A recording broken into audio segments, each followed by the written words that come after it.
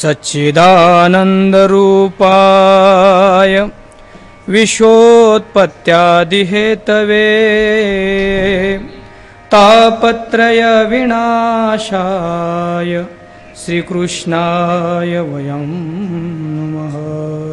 भगवंताच्या असीम कृपेनं आणि संत सम्राट ज्ञानेश्वर महाराजांच्या कृपेनं आशीर्वादानं या पवित्र स्थलामध्ये आपण सर्व शास्त्रांचं साररूप असणाऱ्या ज्ञानेश्वरीच्या चिंतनामध्ये प्रवृत्त आहोत। हा आपल्या जीवनातील परमभाग्याचा क्षण आहे। अधिक विस्तारासाठी वेळ नाही, तरी या अध्यायाच्या दृष्टिकोनातून दोन शब्द बोलून आपण आपल्या ओव्याकडे प्रवृत्त होऊया। सर्व शास्त्रांचं आलोढन करून सर्व शास्त्रांचं साररूप ज्ञानेश्वर महाराजांनी ज्ञानेश्वरी म्हणणे आणलं आहे। म्हणून ज्ञानेश्वरी हा वारकरी संप्रदायाचा धर्मग्रंथ आहे। खऱ्या अर्थाने ज्ञानेश्वरीमुळे वारकरी संप्रदायाला सांप्रदायिकत्व मिळालं। सांप्रदायिक या शब्दाचा अर्थ, धर्म या शब्दाचा अर्थ व्यावहारिक लोकांनी अतिशय खाली आणून ठेवला आहे। सांप्रदायिक म्हणजे संघटन तयार करणं, भांडणं करणं एवढाच त्याचा अर्थ केला आहे। पण संप्रदाय शब्दाचा अर्थ तसा नाही, तर ज्यामध्ये सम्यक प्रकाराने एका हृदयातील ज्ञान दुसऱ्या हृदयामध्ये संक्रमित केलं जातं त्याला संप्रदाय असं म्हणतात। ज्ञानेश्वरीच्या रूपाने खऱ्या अर्थाने वारकरी संप्रदायाला सांप्रदायिकत्व मिळालं। याचा अर्थ कुठल्याही संप्रदायाला संप्रदाय म्हणण्यासाठी तीन गोष्टींची आवश्यकता असते। ती म्हणजे त्याला स्वतःचं आराध्य दैवत लागतं, दुसरं म्हणजे त्याला स्वतःची उपासना पद्धती लागते, आणि तिसरं म्हणजे त्याचा स्वतःचा धर्मग्रंथ लागतो। त्यापैकी वारकरी संप्रदायाला आपली स्वतःची उपासना पद्धती होते, ती म्हणजे गात जागा प्रेम माघा विठ्ठला। पंढरपूरची वारी, आळंदीची वारी ही उपासना पद्धती वारकरी संप्रदायामध्ये ज्ञानेश्वर महाराजांच्या अगोदरपासूनच होते। त्यानंतर वारकरी संप्रदायाला आराध्य देव सुद्धा होतं, ते म्हणजे विठ्ठल परमात्मा, आणि तेही ज्ञानेश्वर महाराजांच्या अगोदरपासून होतं। पण वारकरी संप्रदायाला संप्रदाय म्हणून जे आवश्यक गोष्ट आहे धर्मग्रंथ, तो धर्मग्रंथ मात्र ज्ञानेश्वर महाराजांच्या अगोदर नव्हता। म्हणून ज्ञानेश्वर महाराजांच्या अगोदर वारकरी सांप्रदायिक लोकधर्म म्हणावा ह्या पद्धतीत होता। खऱ्या अर्थाने ज्ञानेश्वर महाराजांनी ज्ञानेश्वरीच्या रूपाने वारकरी संप्रदायाला खऱ्या अर्थाने संप्रदायिकत्व प्राप्त करून दिलं। याचा मूळ उद्देश असा आहे की त्या काळामध्ये ही ज्ञानेश्वर महाराज संस्कृतमध्येही लिहू शकले असते, कारण त्या काळामध्ये संस्कृतमध्ये लिहिण्यासाठी प्रचूर असे संदर्भ होते, प्रचूर असे शब्द होते। ज्ञानेश्वर महाराजांच्या अगोदर मराठी भाषा ही ताकदीची नव्हती। मराठी भाषेला खऱ्या अर्थाने ताकद ज्ञानेश्वर महाराजांनी प्राप्त करून दिली, आणि सर्व तत्वज्ञानाचा व्यवहार हा ज्ञानेश्वर महाराजांनी मराठीमध्ये आणला, आणि तोही शुष्क नाही। 6व्या अध्यायामध्ये माऊली जसं म्हणतात की माझा मराठाची बोल कौतुके, अमृतातेही पैजेसी जिंके, ऐसी अक्षरे रसिके मेळविन, आणि रसयुक्त शब्द मिळवलेत। आणि एवढंच नाही, हे मराठीची नगरी ब्रह्मविद्येचा सुखाळू करी, देणे घेणे सुखचीवरी होदिया जगा। म्हणून केवळ ज्यांना संस्कृत येत होती किंवा काही विशिष्ट अधिकार असणाऱ्या माणसांनाच तत्वज्ञानाचा अधिकार होता। पण माऊलींनी अधिकाराच्या दृष्टिकोनातून, भाषेच्या दृष्टिकोनातून ही ज्ञानेश्वरी एवढी सुलभ केली की अबाल सुबोधांना ही प्राप्त झाली। आता तत्वज्ञान कळण्यासाठी संस्कृत भाषेची आवश्यकता राहिली नाही, फक्त तुम्हाला मराठी भाषा यायला पाहिजे एवढी ताट आहे।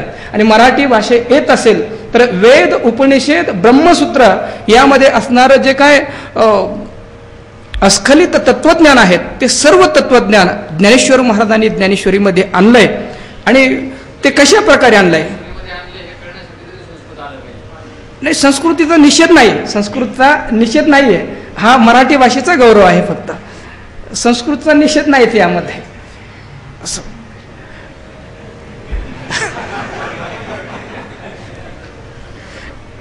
याचा अर्थ एवढाच आहे की ज्यांना संस्कृत येते त्यांना ज्ञानेश्वरीचा अजून आनंद घेता येईल, पण ज्यांना संस्कृत येत नसेल, सामान्य माणसांना, त्यांना सुद्धा या तत्वज्ञानाचा आनंद घेता येईल।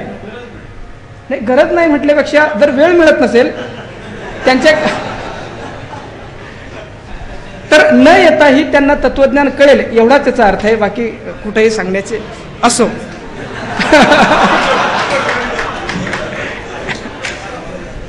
असो, हा तत्वज्ञानाचा व्यवहार मौलीने कशा प्रकारे ज्ञानेश्वरीमध्ये केलाय त्या ओव्याद्वारे आपण आता बघूया. तेथ धर्मडाळ बहाळी दिसती जन्मशाखा सरळी तिया आड फुटती फळी स्वर्गादिकी. मौली म्हणतात तेथ, तेथ म्हणजे मनुष्य मुळाच्या ठिकाणी. वर 79 जी ओवी गेली त्यामध्ये मौली सांगतात की म्हणून म्हणू तणू मानुषा या ऊर्ध्वमुळून जरी शाखा तरी कर्मवृद्धीसी देखा याची मूळ. निराकार ब्रह्मापासून जर आपण पाहिलं किंवा मायाविशिष्ट परमात्म्यापासून आपण जर पाहिलं तर मनुष्य शाखा ही त्याची मधली शाखा आहे. पण कर्मवृद्धीसी देखा हीची मूळ. कर्मवृद्धी म्हणजे पाप पुण्यात्मक जे कर्म आहे आणि त्या कर्मापासून जे काय बीज निर्माण होतात त्या बीजाला मूळ मात्र मनुष्याधिक शरीर आहे. याचा अर्थ इतर ज्या योनी आहेत, देवाधिक योनी असेल किंवा पशुधी योनी आहेत, ह्या भोगप्रधान योनी आहेत. यामध्ये कर्तृत्वाचं स्वातंत्र्य त्यांच्या ठिकाणी नाही. एकमेव कर्तृत्वाचं स्वातंत्र्य हे मनुष्य योनीच्या ठिकाणी असल्या कारणाने मनुष्य हा कर्मदृष्टिकोनातून किंवा पापपुण्यातून कर्माच्या दृष्टिकोनातून त्या कर्माला हा मूळ आहे. म्हणून खरं मूळ जे आहे ते निराकार परमात्मा आहे. पण कर्मवृद्धीच्या दृष्टिकोनातून किंवा कर्माच्या दृष्टिकोनातून मनुष्य शाखा किंवा मनुष्य ही त्याचं मूळ आहे असं या ठिकाणी सांगतात. म्हणून तेथ धर्मडाळ बहाळी म्हणजे मनुष्य मुळाच्या ठिकाणी बहाळी धर्मडाळ म्हणजे विस्तारित धर्मयुक्त फांदी दिसते जन्मशाखा सरळी. आणि त्या धर्मयुक्त फांदीमुळंच सरळी जन्मशाखा दिसते. अनेक प्रकारच्या ज्या जन्मशाखा आहेत म्हणजे देवयोनीरूपी ज्या शाखा आहेत त्या सरळ दिसतात. पण तिया आड फुटती फळी स्वर्गादिकी. त्या सरळ फाट्यांना सुद्धा, त्या सरळ फांद्यांना सुद्धा आड फाट्या फुटल्यात आणि तेच म्हणजे स्वर्गाधिक आहे. याचा सांगण्याचा अर्थ असा आहे की मनुष्ययोनीच्या सापेक्ष देवयोनी ह्या जरी सरळ दिसत असल्या, त्या सरळ जरी असल्या तर मोक्षाच्या सापेक्षानं स्वर्गाधिक ज्या एका फांद्या आहेत त्या आडव्या आहेत. दुसरा अर्थ असा करता येईल, या ठिकाणी प्रवृत्ती धर्म असेल किंवा निवृत्ती धर्म असेल, या सगळ्यांना जिथं आधार भेटतो ते म्हणजे मनुष्य आहे. म्हणून या ठिकाणी सांगतात की मनुष्य धर्मयुक्त जर असेल, धर्मयुक्त या विहित कर्माचा किंवा वेदाने सांगितलेल्या कर्माचा जर त्याने अनुकरण केलं तर दिसती सरळी म्हणजे अंतकरण शुद्धीद्वारा सरळी म्हणजे त्या चैतन्याला किंवा आत्मसाक्षात्कारापर्यंत तो जाईल. पण सकामता रूपी एखादी इच्छा जर त्याला निर्माण झाली तर मग तया आडफुडती फळी स्वर्गाधिकी सरळ त्या परब्रह्माच्या ठिकाणी तो जाऊ शकला असता. परंतु सकाम काही फांद्या फुटल्यात आणि साक्षात त्या परब्रह्माला प्राप्त न होता ते स्वर्गाधिकांना प्राप्त झालेत. पुढे उपरती रागे लोहिवी धर्म मोक्षाची शाखा पालवी पालली जत नित्य नवे पाडतीची असे. त्यानंतर पुढे उपरती रागे लोहिवी, लोहिवी रागे शाखा धर्म मोक्षाची पालवी पालली जत नित्य नवी वाढवितीची असे. त्यानंतर उपरती रूपी जी लाल रंगाची शाखा आहे त्या लाल शाखेला आलेलं धर्म मोक्ष रूपी जी पालवी आहे ती पालवी पालली जात आहे म्हणजे नित्य नवी ते वाढतच आहे.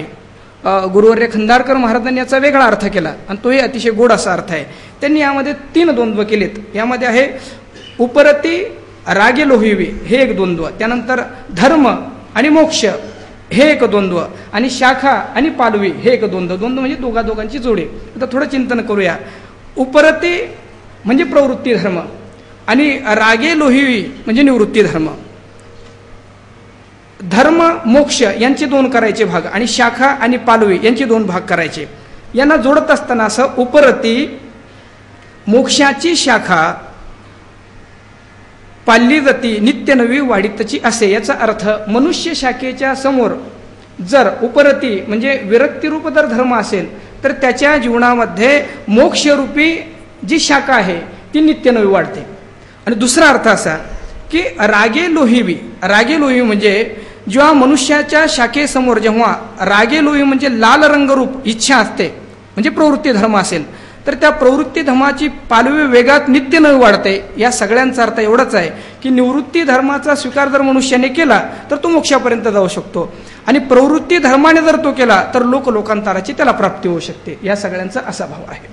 आणि तोच विचार यानंतरच्या ओळीमध्ये सांगतात की ज्यांनी प्रवृत्ती धर्माचा स्वीकार केला किंवा ज्यांनी आपल्या जीवनामध्ये ही रागे लोहिवी इच्छारूपी पालवीचा किंवा इच्छा ह्या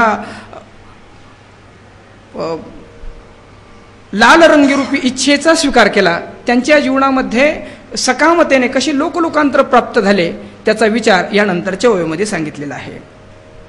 पै रविचंद्रादी ग्रहवर पितृ ऋषी विद्याधर हे आड शाखा प्रकार पैसू घेती. ज्यांनी आपल्या जीवनामध्ये प्रवृत्ती धर्माचा स्वीकार केला ते पै रविचंद्रादी ग्रहवर, ते चंद्रादी जे काय वेगवेगळ्या प्रकारचे जे काय लोक आहेत किंवा ग्रहावर नवग्रह किंवा पितृ ऋषी विद्याधर, पितृलोक असेल, सप्त ऋषी वगैरे हे असेल, विद्याधर असेल, हे आडशाखा प्रकार पैसू घेते. अशा प्रकारच्या आडशाखा, वेगवेगळ्या आडशाखा पैसू घेती म्हणजे विस्ताराला प्राप्त झाल्या. याही पासून उंच वडे गुडले फळाचे नि बुडे इंद्रादिकते मांदोडे थोर शाखाचे. ह्या शाखा ज्या आहेत त्या आता ज्या प्रकारचं कर्म असेल, जेवढं श्रेष्ठ कर्म असेल त्या कर्मानुसार त्यांना तेवढा उच्च लोक प्राप्त व्हायला लागलाय. ज्याच्या जीवनामध्ये जितक्या थोर प्रकारचं कर्म असेल, थोर प्रकारचं पुण्य असेल, त्या प्रकारे उंच लोक यांना प्राप्त होत आहे. यानंतर यापासून उंच वडे म्हणजे रविचंद्रादीची ग्रहवर ह्या लोकांपेक्षाही ह्यापेक्षाही उंच वडे इंद्रादिक थोर शाखांचे, इंद्रादिक ते मांदोडे, अतिशय श्रेष्ठ शाखांचे इंद्रादिक ते मांदोडे म्हणजे इंद्रादिकांचे झुपके किंवा समुदाय हे इतके भरास आले की फळाचेनी बुडे गुडले. त्यांना एवढं मोठं फळ आलं की त्याच्यामुळे बुडे झाकून गेलेत. बुडे म्हणजे काय तर हे इंद्रादिक देव सुद्धा मनुष्यापासूनच इंद्रापर्यंत आलेत आणि यांना एवढे दिव्य भोग प्राप्त झाले, ह्या इंद्रादिकांना एवढे दिव्य भोग प्राप्त झालेत की मनुष्यरूपी बुड जणू काय त्याच्यामुळे झाकले गेलेत. याचा अर्थ ते दिव्य भोग भोगत असताना हे एवढे धुंद झालेत की ह्या मनुष्य योनीपासून आपण आलोत आणि हे पुण्य संपल्यानंतर परत आपल्याला मनुष्य योनी प्राप्त होऊ शकते हा सगळा विचार ते विसरलेत. मग तयाही उपरी डहाळिया तपोज्ञानी उंचावलिया मरीच कश्यापदा या उपरी शाखा. मग तयाही उपरी डहाळिया, मग त्याही डहाळिया उपरी इंद्रादिक डहाळ्यांच्या नंतर सुद्धा ज्या तपोज्ञानी उंचवलिया, अतिशय उंच असणाऱ्या तपोज्ञानी किंवा ज्यांच्या जीवनामध्ये तप आहे, ज्ञान आहे, अशा प्रकारच्या उंच असणाऱ्या ज्या शाखा आहेत त्या कोणकोणत्या आहेत? मरीची, कश्यपादी, अत्रिका इत्यादी ह्या ज्या काही शाखा आहेत ह्या सुद्धा इंद्र लोकापेक्षा उंच गेलेल्या शाखा आहेत. एवं माळोवाळी उत्तरोत्तर ऊर्ध्व शाखाचा पैसार बुडी साणा अग्री थोर बलाढ्यपणे. या शाखा ज्या आहेत त्या थांबण्याचं नाव घेत नाहीये. एवं माळोवाळी उत्तरोत्तर ही अशा प्रकारची जी शाखा मनुष्य कर्मापासून निघाली ही जी शाखा आहेत ही माळोवाळी शाखोपशाखी, उत्तरोत्तर म्हणजे पुढे पुढे, ऊर्ध्व शाखाचा पैसारू वर जाणारी ही जी शाखा आहे तिचा पैसारू म्हणजे खूप मोठा विस्तार झाला. आणि याचं स्वरूप कसं आहे? बुडी साना अग्री थोर. बुडी म्हणजे बूड म्हणजे मनुष्यापासून हे निघाल्यामुळं बूड याचं साना आहे म्हणजे छोटा आहे. मनुष्य हा अल्पज्ञ आहे, अल्पभोग त्याच्या ठिकाणी असल्यामुळं बुडी साना मनुष्य हे त्या मानाने शूद्र आहेत. आणि अग्री थोर, अग्री म्हणजे ब्रह्मादिक जे लोक आहेत, इंद्रादिक जे लोक आहेत ते थोर म्हणजे या फळाभोगाच्या दृष्टिकोनातून यांना प्राप्त होणाऱ्या भोगाच्या सापेक्ष इंद्रादिकांना मिळणारा जो भोग आहे तो श्रेष्ठ असल्यामुळे बलाढ्यपणे बळाच्या फलांच्या आधिक्यामुळे मनुष्य ही कोणी मनुष्यरूपी बुड हे साना आहे म्हणजे लहान आहे. आणि अग्र म्हणजे इंद्रादिक जे काय किंवा ब्रह्मदेवादिक जे काय त्याचे शेंडे आहेत ते मात्र मोठे झालेले आहेत. वरी उपरी शाखा ही पाठी येती फळवार जे किरटी ते ब्रह्मे शांत अनगटी कोमनिगती. म्हटलं हा जो संसार वृक्ष जो आहे किंवा मनुष्याच्या धर्मरूप बीजापासून निर्माण झालेला हा जो काय वेगवेगळ्या ज्या फांद्या आहेत त्या इथपर्यंतच थांबतात का? तर म्हटले कुठपर्यंत जातात? वरी उपरी शाखाही पाटी, म्हणजे या इंद्रादिक किंवा कश्यपादी या ज्या शाखा आहेत त्या उपरी शाखाही पाटी, यानंतरही जे किरीटी जे फळभार येते यानंतरही जे फळभार येतात ते कोणते असतात? तर ते ब्रह्मे शांत अनगटी कोंबिणी गती, त्यानंतरही म्हणजे कश्यपादी मरीची कश्यपादी या डाळ्यानंतरही म्हणजे या लोकांनंतरही प्राप्त होणारे जे काही लोक आहेत ते कोणते असतात? तर ब्रह्मे शांत म्हणजे ब्रह्मदेव किंवा महेश रूपी अनगटी कोम निगती, अतिशय टोकदार कोम निघतात, म्हणजे ते अतिशय तेजस्वी असतात. फळाचे ओझेपणे ऊर्ध्वी ओवांडे दुणे जव मागोती बैसने मुळीची होय. या सगळ्यांचा विचार असा आहे की मूळ चैतन्यापासून म्हणजे ऊर्ध्वमूल आणि अधशाख, याचं ऊर्ध्वमूल आहे म्हणजे चैतन्य त्याचं मूळ आहे, आणि हे झाड असं अलौकिक आहे की त्याचं मूळ वर आहे आणि शाखा खाली आहेत, ते आपल्याला दिसायला पाहिजे. त्या मुळापासून या शाखा खाली येत मनुष्य शाखेपर्यंत आल्या, आणि मनुष्य शाखा ही तशी मधली शाखा आहे, पण कर्माच्या दृष्टिकोनातून परत मनुष्यापासून ह्या ज्या शाखा आहेत परत जिथून आल्यात तिथं वर वाढायला लागल्यात. आता म्हणजे मध्यभागी आल्यानंतर कर्माच्या बीजानुसार परत वेगवेगळ्या पुण्यात्मक ज्या योनी आहेत त्या रूपाने परत त्या उलट्या फिरल्यात, म्हणजे वरून निराकार ब्रह्मापासून मनुष्यापर्यंत आणि मनुष्याच्या कर्मबीजापासून ह्या परत वर जायला लागल्यात. तेच सांगताय माऊली. हे असं होत आहे. हा किती न हा फळाचेनी ओझेपणे ऊर्ध्वी ओवांडे दुने, ह्या फांदीला एवढं काय फळ प्राप्त झालं की ऊर्ध्वी ओवांडे दुने परत किंवा दुप्पट, हे ऊर्ध्वी म्हणजे वरचं जे काय टोक आहे त्याला परत ते झुकलंय, आणि जाऊ मागोती वैसने मुळीची होय, याचा अर्थ जिथून ते निघालं होतं परत त्याला जाऊन टेकलं. म्हणून स्वामी विवेकानंद आपल्या एका पुस्तकामध्ये असं लिहितात ग्रंथामध्ये की जगातला प्रत्येक मनुष्य हा मुक्तच होणार आहे. याचा काय अर्थ आहे? जगातला प्रत्येक मनुष्य मुक्त होणार याचा काय अर्थ आहे? याचा अर्थ असा आहे की मनुष्य जिथून आला परत त्याची गती तिथं जाणारच आहे, परंतु तो तृणापर्यंत जरी आला किंवा अतिशय दुःखित योनीपर्यंत जरी आला तर त्या दुःखाचा एक दिवस त्याला वीट येऊन परत तो त्याच्या मुळाकडे फिरल्याशिवाय राहणार नाही, असा त्याच्या मागचा विचार आहे. प्राकृताही तरी रुखा जे फळ दाठली होय शाखा ते ओवांडली देखा बुडासीये. हे आपल्याला कळण्यासाठी प्राकृतिक किंवा लौकिक झाडाचं उदाहरण देतात. प्राकृताही तरी रुखा, लौकिक झाडाकडे जर आपण पाहिलं तरी फळी दाटली होय शाखा, ज्या झाडाला अतिशय फळं लागलेत, अतिशय फळं लगटलेत, त्या झाडाचं काय होतं? 9व्या अध्यायामध्ये मौली जसं म्हणतात की फळलिया तरुची शाखा आणि सहज भूमीसी उतरे देखा, सहजी भूमी लिहून ते लागतात. त्याप्रमाणे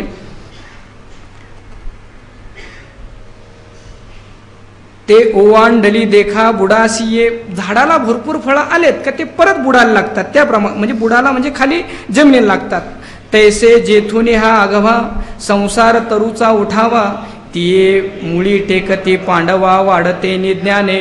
तैसा जेथुनी हा आगवा, जेथुनी हा म्हणजे त्या परमात्म्यापासून हा जो निघालेला जो वृक्ष आहे, संसार तरुचा उठावा, संसार तरुने त्याची जी धाव आहे ती मुळी टेकती पांडवा. मनुष्याने जर कर्म केले तर नरदेह निधान लागले हाती, उत्तम सार उत्तम गती देवची होईन म्हणती ते होती तरी का चित्ती न धरावे. म्हणजे इथं तर ते खरं मूळ भगवंताला जरी प्राप्त होत नसले तरी खऱ्या अजून जरी त्यांनी ताकद लावली, हे सकाम पुण्य त्यांनी केलं, निष्काम पुण्य जरी त्यांनी खऱ्या अर्थाने केलं तर त्या स्वरूपाला ते प्राप्त होतीलच. मनोनी ब्रह्मे शाणा परोते वाढणे नाही जीवाते तेथून मग वरोते ब्रह्माची घी. म्हणून मनुष्य किती वाढला तर कुठपर्यंत वाढू शकतो? ब्रह्मदेवापर्यंत. याचा अर्थ ज्ञानेश्वरी आम्हाला कळून देते की इंद्र हे जरी देव दिसत असले, ब्रह्मदेव हा जर देव दिसत असला तरी यांची पदोन्नती झालेली आहे. हे माणसामधलेच मोठे माणसं आहेत, म्हणजे आपल्यातलेच काही माणसं उच्च शिक्षित होतात आणि उच्च शिक्षितून आपल्यातूनच काही माणसं आपल्यापेक्षा मोठे होतात, तोच हा प्रकार आहे. यांच्या पुण्याच्या आधिक्यामुळे आपल्यातलेच हे मोठे माणसं झाले आहेत. मला वाटतं ब्रह्मदेवाचा जो विचार आहे हा 15व्या अध्यायामध्ये आत्ताच येऊन गेला की का शतैक जन्मा जो जन्मुनी ब्रह्म कर्मा करी तोची ब्रह्मा आणून हे. ब्राह्मणाच्या कुळामध्ये जन्माला येऊन 100 वेळ आणि ब्राह्मणाला जे काय वैदिक कर्म सांगितले आहेत ते यथोचित त्याने जर केले तर तो ब्रह्मदेव होऊ शकतो. म्हणून सांगतात की म्हणून ब्रह्मेशाणा परते वाढणे नाही जीवाते. जीव वाढून वाढून कुठपर्यंत जाऊ शकतो? ब्रह्मदेव होऊ शकतो किंवा महेश होऊ शकतो आणि तेथून मग वरोते ब्रह्मची की आणि मग त्याच्यानंतरची जी स्थिती आहे ते सच्चिद आनंद स्वरूप निर्विकार ब्रह्मच आहे. परी हे असो नाही हेच ना, परी हे असो ऐसे ब्रह्मादिकते अंग वसे ऊर्ध्व मुळा सरिसे न तुकते गा. मग काही माणसाला असं वाटेल की आपण ब्रह्मदेवच होऊया, इतक्या वर जायचं म्हणजे ब्रह्म थोडंच राहिलंय. याचा अर्थ ब्रह्म आणि हे ब्रह्मदेव एकाच घरात राहत असतील तर मग चला आपण ब्रह्मदेव होऊया. पण माऊली आपल्याला सांगतात की ब्रह्मदेव जर झाले तर त्यामध्ये धोका काय आहे? म्हटले परी हे असो ऐसे ब्रह्मादिक ते अंगवसे. हे ब्रह्मादिक तिथपर्यंत जरी गेले म्हणजे त्यानंतर शुद्ध निराकार ब्रह्मच आहे इथपर्यंत जरी ते गेले तरी ऊर्ध्वमुळा सरिसे न तुकते गा.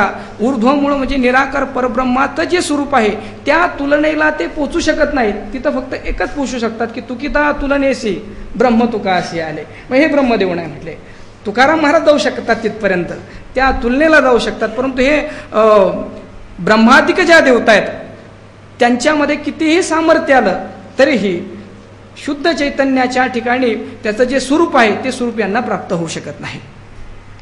आणि काही शाखा उपरता जिया सनकादिक नामे विख्याता तिया फळी मुळी नाढळता भरलिया ब्रह्मी. आणि अजूनही काही शाखा आहे, वरच्या शाखा आहेत. आणि त्या शाखा कोण? आता हे सगळे प्रवृत्ती धर्मातले आहेत. वर जे ह्या देवता ज्या स्वरूपाला प्राप्त झाले त्या सगळ्यांनी प्रवृत्ती धर्माचा स्वीकार केला. पण ज्यांनी आपल्या जीवनामध्ये निवृत्ती धर्म स्वीकार केला अशांची काय स्थिती होते? अशा कोणत्या शाखेला प्राप्त होतात? असे लोक कुठल्या शाखेला प्राप्त होतात त्याचं वर्णन करतात. आणि काही अजून शाखा उपरता वरच्या काही शाखा आहेत जिया सनकाधिक नामे विख्याता. ज्यांना सनकाधिक असं म्हणतात. म्हणजे याच्यामध्ये सनकाधिक सनक सनंदन सनातन सनत कुमार हे तर आलेच, पण शुकदेव नारद हे सगळे या कोटीतले आहेत. म्हणून असे जे आहेत तिया फळी मुळी न ढाळता भरले ब्रह्मी तिया फळी नाढळता आणि मुळी नाढळता ब्रह्मी भरल्या. असे जे निवृत्तीपरायण आहे ते फळामध्ये अटकत नाही आणि मुळामध्ये अटकत नाही. शुद्ध चैतन्याच्या स्वरूपाला ते प्राप्त होतात.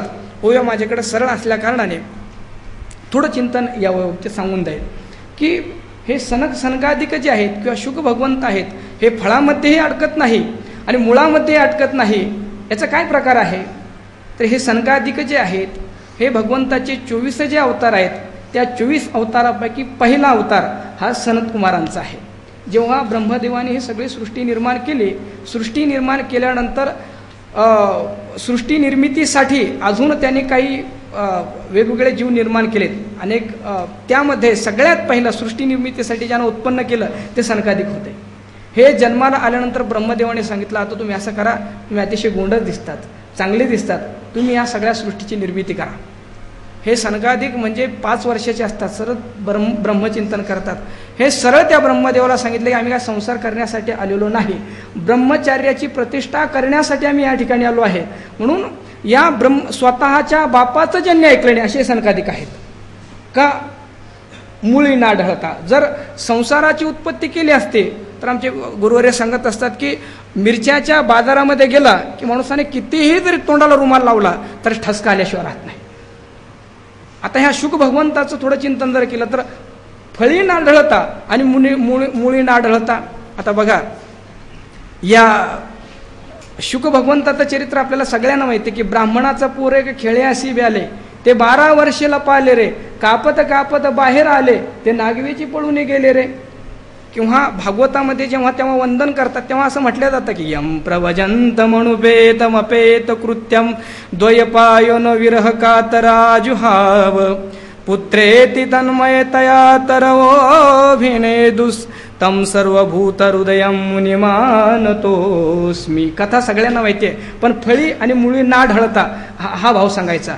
जन्माला आल्याबरोबर 12 वर्षे एकतर आईच्या गर्भामध्ये राहिले का, मुळी ना ढळता, संसाराचं भीती असल्यामुळे आईच्या गर्भामध्ये राहिले आणि गर्भात राहिल्यानंतर 12 वर्षानंतर आईच्या गर्भातून निघाल्यानंतर लगेच अरण्याकडे पळत सुटले. याचा एक भाव सांगतो फक्त. मनुष्याच्या जीवनामध्ये परमार्थाकडे मनुष्य धाव घेतो, पण प्रतिकूलता असेल तर. बरेचशाच्या जीवनामध्ये परमार्थामध्ये धाव काय घ्यायची, सगळा संसार करून करून थकलोय आणि संसारामध्ये दुःख होतंय म्हणून आता परमार्थ करायचा. पण या ठिकाणी शुक भगवंताचा एक विशेष असा आहे की सगळं अनुकूल आहे. नमोस्तुते व्यास विशाल बुद्धे अशी वडील आहेत. रोज वेद घोष तिथं चालतोय, म्हणजे ज्यांनी वेदाची विभाग केले अशी वडील आहेत. अरण्यामध्ये राहतात, रोज अध्ययन त्या ठिकाणी चालतं. एवढी सगळी अनुकूलता असून सुद्धा हे शुक भगवंत जे आहेत ते अरण्याकडे धाव घेतात. याचा अर्थ असा आहे की शुक भगवंताचं प्रवृत्ती निमित्त अतिशय उत्तम आहे. म्हणून ज्यांच्या जीवनामध्ये परमार्थ हा अनुकूलतेनं होत असेल अशीच माणसं जगासाठी काय करू शकतात, आणि ज्यांच्या जीवनामध्ये प्रतिकूलतून परमार्थाचा उदय होत असेल अशी माणसं काही दिवस परमार्थामध्ये अनुकूल झाला की परत परमार्थाचा संसार व्हायला वेळ लागत नाही. म्हणून जंगलाकडे पळत सुटले याचा अर्थ काय, याचा अर्थ एवढाच आहे की संसाराला घाबरले आणि मुळी ना ढळता. मुळी म्हणजे संसारामध्ये पडू नये म्हणून ते संसारामध्ये सापडले नाहीत. आणि आता दुसरा विषय की मुळामध्येही ते सापडले नाही, फळामध्येही ते सापडले नाही.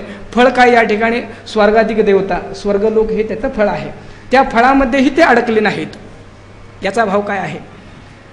परीक्षितीला 2च मिनिटात सांगतो आता. हे परीक्षितीला शाप मिळाल्यानंतर आता फळी ना ढळता म्हणजे स्वर्गादी जे सुख आहे त्या स्वर्गादी सुखामध्ये सुद्धा ते अडकत नाही. याचा काय भाव आहे. राजा परीक्षितीला शाप मिळाल्यानंतर गंगेच्या किनाऱ्यावर मोक्ष प्राप्त करून देण्यासाठी 7 दिवसाची कथा सांगण्यासाठी शुक भगवंत परीक्षितीला प्रवृत्त झाले. आणि तेवढ्यात झालं काय, स्वर्गस्थ असणाऱ्या देवता त्या ठिकाणी आल्यात आणि आल्यानंतर शुक भगवंताला सांगितलेलं, महाराज तुमचा परीक्षिती आम्ही पाहिला आणि आम्हाला लक्षात आलं, आम्हाला कळालं की याला ऋषीचा शाप मिळून तक्षक साप याला चावेल आणि 7 दिवसामध्ये हा मरणार आहे. पण आम्ही एक व्यवस्था केली. म्हटले काय व्यवस्था केली. आम्ही स्वर्गामधून अमृत कुंभ आणलाय, घड्यामध्ये अमृत आणलंय. आता तुम्ही एक करा, ह्या घड्यातलं अमृत या कुंभामधलं अमृत त्या परीक्षितीला पाजा आणि त्याला पाजलं म्हणजे तो साप येऊन जर त्याला चावला तर तो मरणार नाही. शुक भगवंत म्हणाले तुम्ही इथपर्यंत आलात, पण मला तुमचा स्वभाव माहिती आहे. तुमचा स्वभाव काय माहिती आहे. तुलसीदासजी पण लिहितात असे, आय देव सदा स्वार्थी कहई वचन परमार्थी. हे देव जे आहेत ना म्हणले ते अतिशय स्वार्थी आहेत.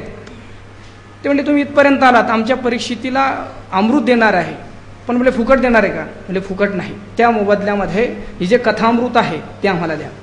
खऱ्या अर्थाने सगळ्या उच्चपदस्थ लोकांनी देवतांच्या जीवनाचा चांगला अभ्यास केला असावा, सगळ्या व्यवहारातल्या लोकांनी. आणि त्यामुळे सर्वसामान्य माणसाकडे ते आलेत की त्यांना एका कल्पनेच्या जगामध्ये ते घेऊन जातात. आम्ही तुम्हाला हे देऊ, तुम्हाला ते देऊ, पण काय पाहिजे, सेवा करण्याची संधी द्या, फक्त सगळं काय आम्ही तुम्हाला देऊ. शुक भगवंत असं म्हणाले की कलियुगातले माणसं समजले का तुम्ही लालची आम्हाला, की काही आमिषाच्या मोबदल्यामध्ये स्वतःचे आत्मे विकणारे हे लोक आहेत. आत्मा म्हणजे हा आत्मा नाही, स्वतःचं स्वमत. आम्ही तसं नाही. इथं आल्यानंतर शुक भगवंताने जे उत्तर दिलं त्यांना ते अतिशय गोड श्लोक आहे महात्म्यामध्ये. शुक भगवंत त्यांना म्हणताय, क्व सुधा क्व कथा लोके क्व काचः क्व मनिर्महान ब्रह्मरातो विचारेवं तदा देवांजहासः. तुम्ही जे अमृत आणलंय, अरे तुमच्या अमृताचं आणि आमच्या कथामृताचं कुठं काय त्याचे काय मेळ होणार आहे का. काचेच्या बांगड्या देऊन काय तुम्ही काय हिरा घेताय का आमच्याकडून. म्हणून जे अमृत पिण्यासाठी वेगवेगळे कर्म करून हे सगळे मनुष्य स्वर्गामध्ये जातात, ते अमृत त्यांना इथं प्राप्त झालं, ते प्राप्ताचाही त्या अमृताचाही त्यांनी स्वीकार केला नाही. याचा अर्थ फळी ना ढळता, फळामध्ये सुद्धा ते प्राप्त होत नाही. याचा अर्थ हे अशा ज्या सनकाधिक असेल, शुक असेल, हे मुळामध्ये अडकत नाही म्हणजे संसारातही ते अडकत नाही, आणि फळामध्ये अडकत नाही म्हणजे लोकांतरामध्येही ते अडकत नाही, तर आपल्या स्वस्वरूपाला प्राप्त होतात. त्यांचंच वर्णन या ठिकाणी मौली करतात की अनेकही शाखा उपरता, ज्या सनकाधिकी नाम विख्याता, तिया फळी मुळी नाढळता भरलिया ब्रह्मी. ऐसे मनुष्यापासून जाणावी ऊर्ध्वी ब्रह्मादिशेष पालवी, शाखाची वाढी बरवी उंचावे पा. अशा प्रकारे मनुष्यापासून वाढलेली किंवा मनुष्यापासून निर्माण झालेली आणि सत्यलोकापर्यंत ज्याची पालवी वाढलेली आहे, अशी शाखांची जी पालवी आहे, अशा ज्या शाखा आहेत त्या उंच बरवे म्हणजे चांगल्या प्रकारे वाढत आहे. पार्था ऊर्ध्वीची या ब्रह्मादी मनुष्यत्वाची होय आधी, म्हणून ये आधी म्हणितली मुळे. खऱ्या अर्थाने मूळ जे आहे ते अधिष्ठान परब्रह्मच आहे, पण या ब्रह्मादी ऊर्ध्वीची या मनुष्यत्वाची आदी होय. या ब्रह्मलोक किंवा इंद्रलोक या सगळ्यांना आदी म्हणजे यांचं सगळ्यांचं उत्पत्ती स्थान मनुष्यच असल्यामुळे या म्हणून ये आधी म्हणितली मुळे, म्हणून ये आधी म्हणजे खाली असणाऱ्या मुळांना. एवं तुझ अलौकिकू हा अधोर्धो शाखू सांगितला भवरुखू ऊर्ध्व मूळ. अशा प्रकारे अलौकिक असणारा हा वृक्ष की ज्याचे काही शाखा खाली आहेत आणि काही शाखा वर आहेत, आणि ज्याचं मूळ हे वर आहे, अशा प्रकारचा भवरुखू तुला चांगल्या प्रकारे सांगितलेला आहे. आणि आधीची ही मुळे उपरती परसविली सविवळे, आता परिस उन्मळे कैसे न हा. आणि आधीची ही मुळे म्हणजे खाली असणारी मनुष्यरूपी ही जी मुळे आहेत ती सविवळे उपरती परसिविली, सविस्तरपणे तुला फोड करून युक्तीने परसिविली म्हणजे सांगितलेले आहे. आता हा कैसेने उन्मळे परीस, आता हा संसार वृक्ष कसा उन्मळेल, कसा उपटल्या जाईल ते मी तुला आता सांगणार आहे. न रूपमस्य तथोपलभ्यते नान्तो न चादिर्न च संप्रतिष्ठा, अश्वत्थमेनं सुविरोढमूलं मसंगशस्त्रेण दृढेन परी. तुझ्या हनपोटी ऐसे गमेल किरटी, जे एवढे झाड उत्पाटे ऐसे काही असे. परंतु हे अर्जुना, कदाचित तुझ्या पोटामध्ये ऐसे गमेल असं तुला वाटेल की एवढे झाड की ज्याच्या वरून शाखा आहेत, मधून शाखा आहेत, असे एकामेकामध्ये गुंतलेले असे जे झाड आहेत, हे उत्पटी म्हणजे उपटण्यासाठी ऐसे काही असं काही साधन आहे का, असं जर तुला वाटत असेल. आणि असं वाटण्याचं कारण की ब्रह्मयाच्या शेवटवरी ऊर्ध्व शाखांची थोरी आणि मूळ तर तव निराकारी ऊर्ध्वी असे. की शाखांची थोरी ब्रह्मयाच्या शेवटवरी, ह्या मनुष्यरूपी मुळापासून निघालेल्या ज्या शाखा आहेत यांचा, ह्या शाखांचा शेवट म्हणजे शेवटचा विस्तार ब्रह्मलोकापर्यंत आहे. आणि मूळ तव ऊर्ध्वी निराकारी असे, आणि मूळ मात्र निराकार असं, निराकार परमात्म्यामध्ये याचं मूळ आहे. हा स्थावराही तळी फाकत असे आधीच्या डाळी, माझी धावत असे दुजामुळी मनुष्यरूपी. ह्या सगळ्या ओव्या वाचत असताना हा एक भाव लक्षात आला की ह्या ओव्या वाचणं अवघड, एकतर तोंडातून येणं, त्यानंतर त्याचा अर्थ लावणं अवघड. याचा अर्थ लावण्यासाठी किमान 7-7 तास लागलेत. आणि या सगळ्याच्यातून असा भाव लक्षात येतो की जे उच्चारण अवघड आहे, ज्याचा अर्थ लावणं अवघड आहे, आणि तो संसार जर सत्यत्वाने त्याच्याकडे पाहिला तर तो किती अवघड असेल. म्हणजे माऊलींना अर्थातून तर हे सगळं दाखवूनच द्यायचं की तो किती अवघड आहे, पण ज्याचा उच्चार करणे एवढा अवघड आहे, ते शब्द तोंडात बसत नाही, ज्याचे अर्थ शब्दात बसत नाही. आणि या संसाराला खरोखर सत्यत्वाने जर त्याचा भोग घेतला, सत्यत्वाने त्याच्याकडे पाहिलं, तर जे घेणं, नाव घेणं त्याचं अवघड आहे, त्याचा अर्थ करणं अवघड आहे, आणि त्याच्यामध्ये तुम्ही रममान झाले तर मग तुमचा किती अवघड असेल. हा सगळा भाव याच्यामध्ये असावा. दिवसभरातून एवढं लक्षात आलंय. हा स्थावराही तळी फाकत असे आधीच्या डाळी. आधीच्या डाळी हा स्थावराही तळी फाकत असे. आधीच्या डाळी म्हणजे खाली येणाऱ्या ज्या फांद्या आहेत त्या स्थावराही तळी फाकत असते. स्थावर आधी म्हणजे वृक्षाधिक तृण इथपर्यंत खाली तो येतो, म्हणजे मूळ चैतन्याच्या दृष्टिकोनातून पार स्थावरापर्यंत तो जातो, वरून खालीपर्यंत. आणि माझी धावत असे दुजामुळी मनुष्यरूपी. आणि माझी दुजामुळी मनुष्यरूपी धावत असे. आणि मध्ये जी मनुष्यरूपी मूळ आहे तिथून परत हा वर जातोय. म्हणजे चैतन्याच्या दृष्टिकोनातून त्या अधोशाखा येतात आणि मनुष्याच्या कर्मरूपाने किंवा कर्मविदाच्या दृष्टिकोनातून परत ब्रह्मदेवापर्यंत वाढतात. म्हणजे वरून खाली आणि खालून वर कितीही सगळी गुंतागुंत आहे.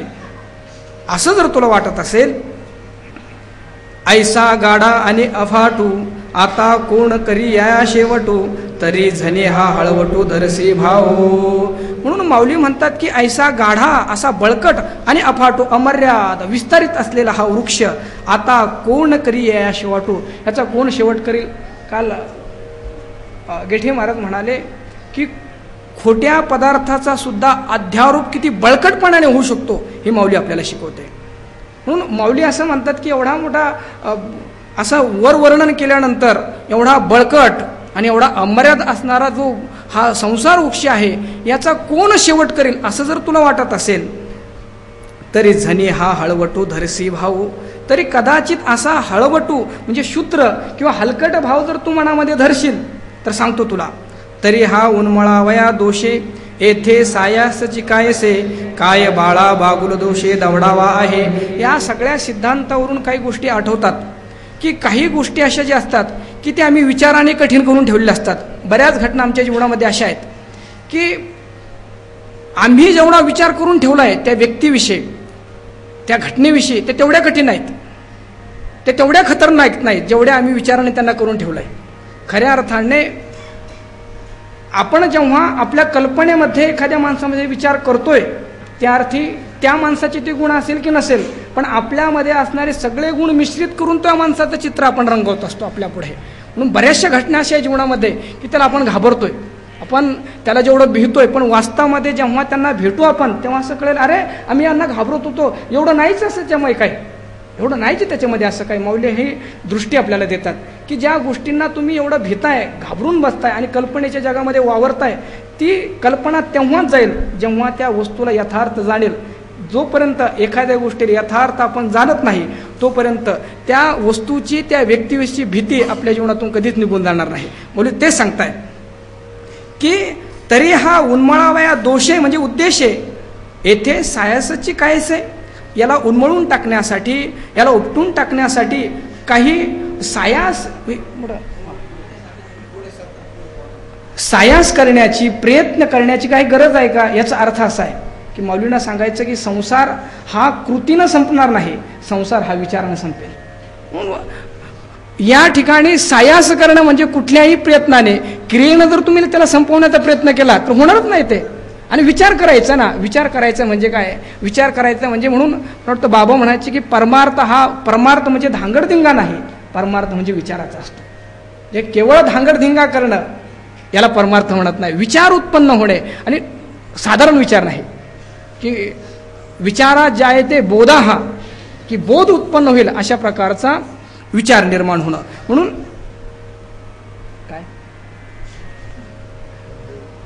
काय बाळा बागुलो देशे दवडावा असे. याला उदाहरण देतात माऊली. मुलाला घाबरण्यासाठी सांगितलं बाळा झोपर का, झोप, बागुलबा येईल, बागुलबा पण उलटं झालं. मुलगा एवढा घाबरला की अजून जास्त रडायला लागला. आता रडायला लागल्यानंतर बाळाची भीती जाण्यासाठी आता म्हटले त्या बागुलबाला हाकलून द्यायचंय, मग काठी घेऊन त्याच्या पाठीमागं लावावं लागेल का. नाही, कल्पनेनं जसा बागुलबा आला होता कल्पनेनं तसा तो निघून जाईल. गंधर्व दुर्ग काय पाडावे, काय शेष अन मोडावे, होवावे मग तोडावे खपुष्पकी. यासाठी अनेक प्रकारचे उदाहरण देतात. म्हणून साधक जर या संसाराने अतिशय संतृप्त झाला असेल तर माऊली त्याला प्रचंड असा आशावाद देतात. त्याला इंग्लिशमध्ये मला वाटतं पॉझिटिव्ह थिंकिंग, सकारात्मक. एवढी मोठी, खरं तर व्यवहारामध्ये असे काही माणसं असतात महाराज की स्वतःही ते घाबरलेले असतात, आणि एखादा मनुष्य जर निडर असेल तर त्यांना वाटतं हा का घाबरत नाही, आम्ही घाबरलेले आहोत ना, आम्ही घाबरलेले आहोत. म्हणून बरेचसे माणसं भेटल्यानंतर का हो तुम्ही खूप निडरपणे बोलतात, आम्ही तर तिथं बसल्यावर घाम फुटतो आम्हाला, तुम्ही का घाबरत नाही. का घाबरत नाही तुम्ही? मला वाटतं घाबरण्याची वृत्ती जी आहे ती कुठून निर्माण होते? मला वेळ आहे आणि माझ्या ओव्या थोड्या राहिल्या. भीती कधी निर्माण होते? कुसुमाग्रजांची कविता आहे, कुसुमाग्रजांची कविता आहे. ते असं लिहितात, विजयासाठी माझी कविता कधी नव्हतीच, विजयासाठी माझी कविता कधी नव्हतीच, म्हणून तिला भीती नव्हती पराजयाची. मनुष्याच्या जीवनामध्ये विजयाची आकांक्षा असेल का मग भीती असतात, पण काही कुणाकडून काही विजयचं प्राप्त करून घ्यायचं नाही, काही जिंकायचं नाही, मग भीती कुठून प्राप्त होणार आहे?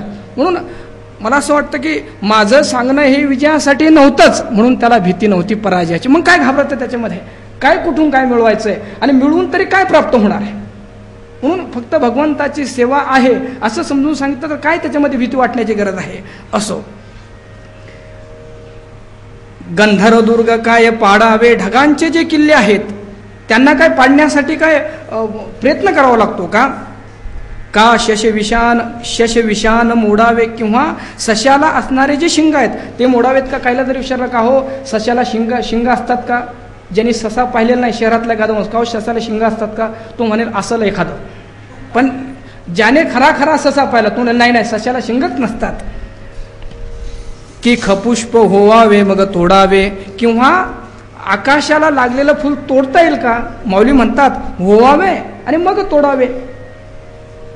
जर असलं तर मग तोडण्याचा विषय, जर नाहीच आहे तर मग काय तोडायचं?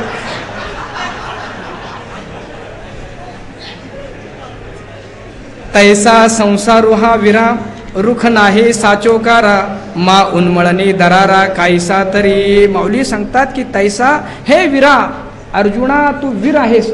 अविद्यारूपी सैन्याशी तुला 2 हात करायचे. आणि दुसरी गोष्ट अशी की गीता किंवा ज्ञानेश्वरी हिला एकांतामध्ये बसून चिंतन करणारा संन्यासी निर्माण करायचं नाही, तर युद्ध करत असतानाही ज्याची समाधी मोडणार नाही असा संन्यासी गीतेला किंवा ज्ञानेश्वरीला निर्माण करायचा आहे. म्हणून वीरा 3 वेळा सांगतात की नाही आता अविद्येसोबत लढायचं आणि अविद्येसोबत लढून जंगलात नाही निघून जायचं, अविद्येसोबत लढल्यानंतर ह्या दुष्टाशी लढायचं.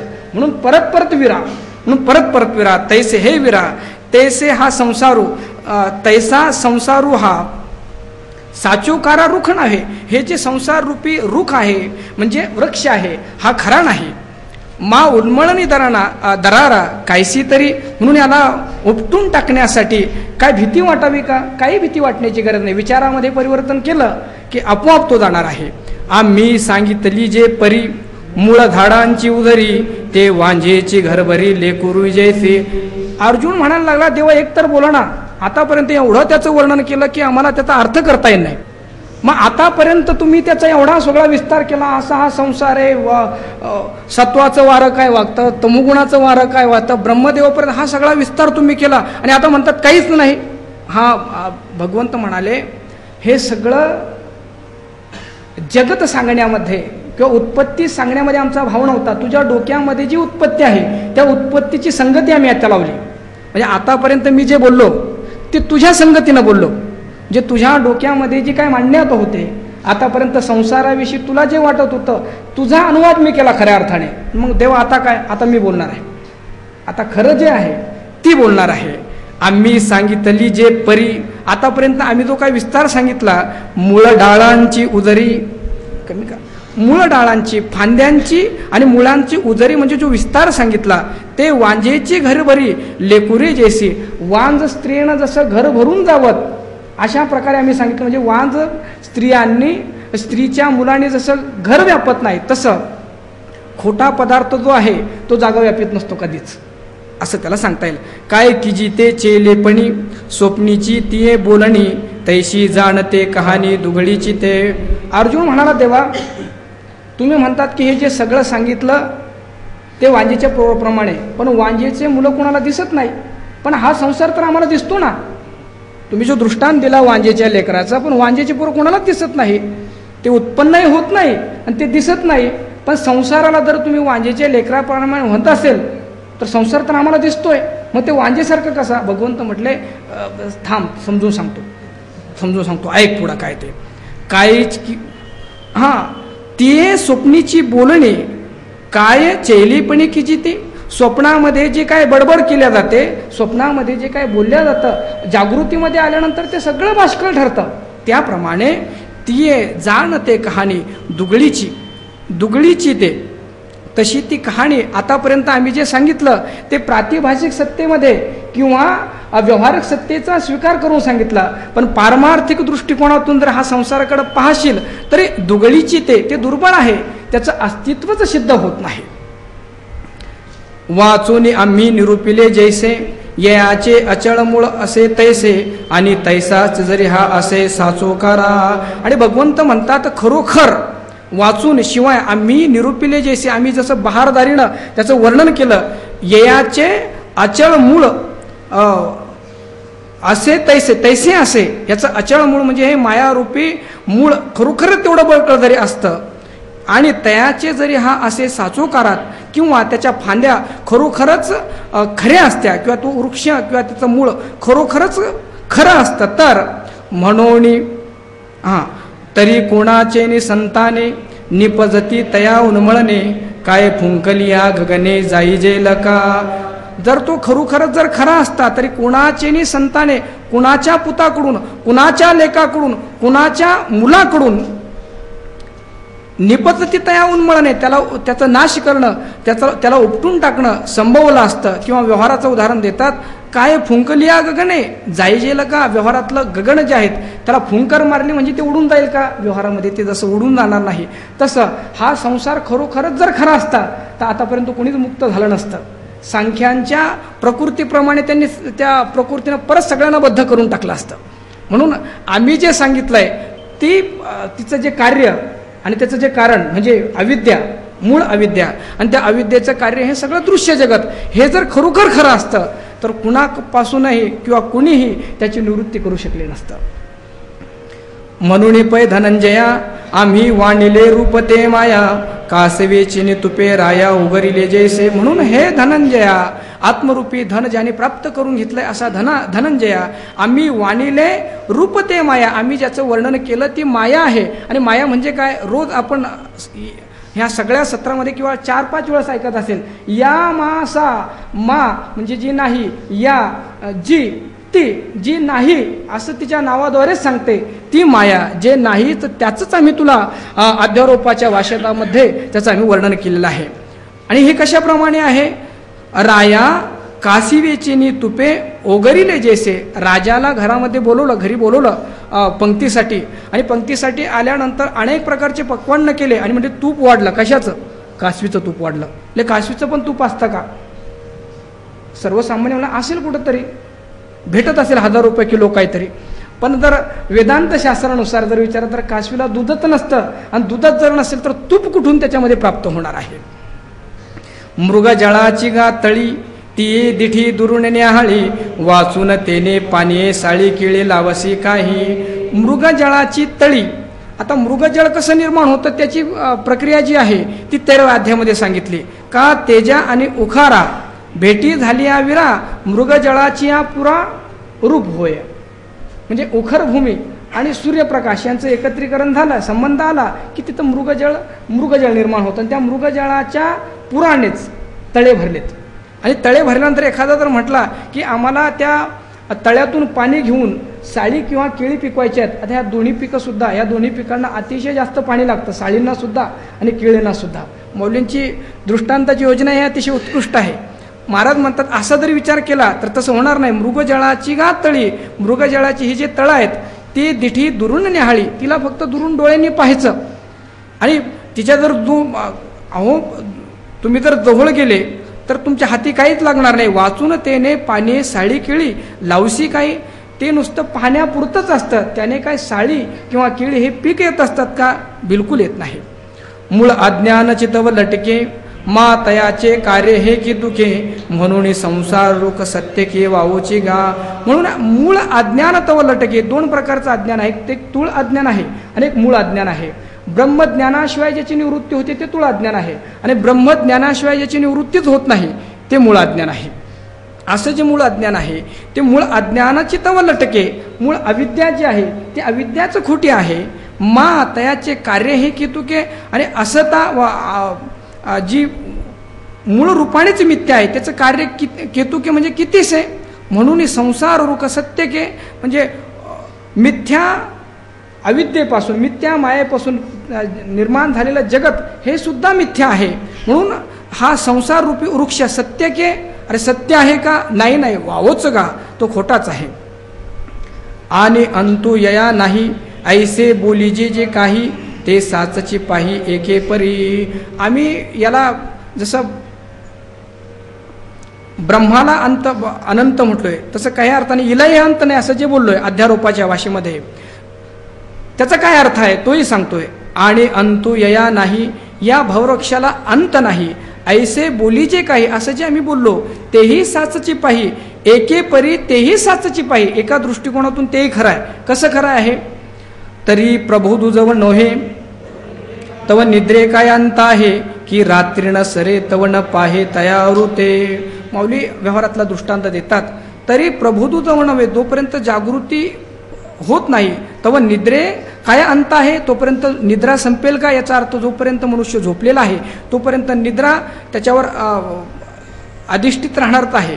किंवा की रात्री न सरे तव न पाहे तया आरोते, किंवा रात्री न सरे तव तया आरोते न पाहे, जोपर्यंत रात्र सरणार नाही त्याच्या अलीकडच, म्हणजे रात्र आरोते म्हणजे त्याच्या अलीकडच रात्र न संपताच उषक्काल दिसणार आहे का, पहाड दिसणार आहे की? याचा अर्थ रात्र सरल्यानंतरच उषक्काल होत असतो.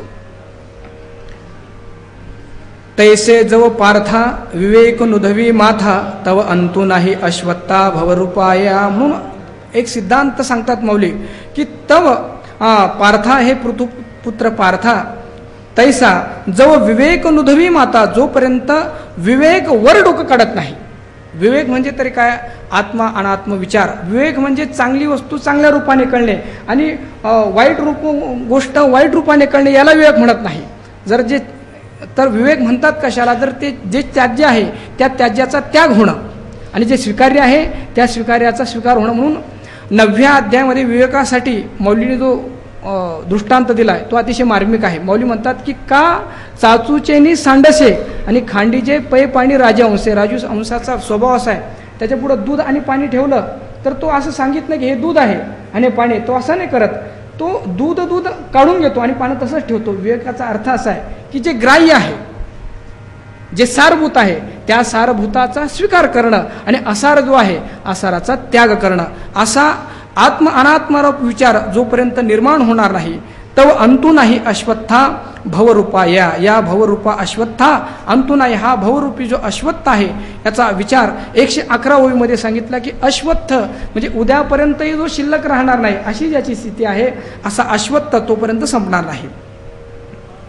वाजते वारे निवांत जव न राहे जेथेच्या तेथ तव तरंगता अनंत म्हणावीची की. वाजते वारे जेथीच्या तेथ जव न राहे निवांत.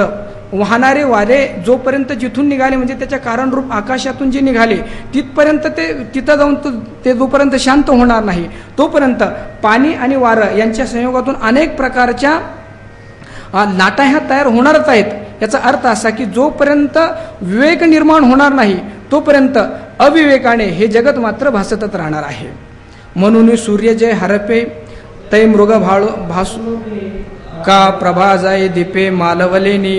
अजून सांगतात की म्हणून सूर्य जे हरपे, सूर्य अस्ताला गेल्यानंतर तय मृगजळा भासू लोपे. मृगजळाचा जो भास झालेला आहे, जे दिसणं आहे ते लोपे म्हणजे नाहीसं होतं का. मालवलेने दीपे प्रभा जाय, आणि दिवा विझून टाकल्यानंतर ज्याप्रमाणे प्रकाश नाहीसा होतो. तैसे मूळ अविद्या खाये तै ज्ञान जय उभे होय तैची यया अंतु आहे एरवी नाही. सिद्धांत सांगतात माऊली तैसी मूळ अविद्या खाये, तसं त्याप्रमाणे मूळ अविद्या खाणार तै ज्ञान जय उभे होय.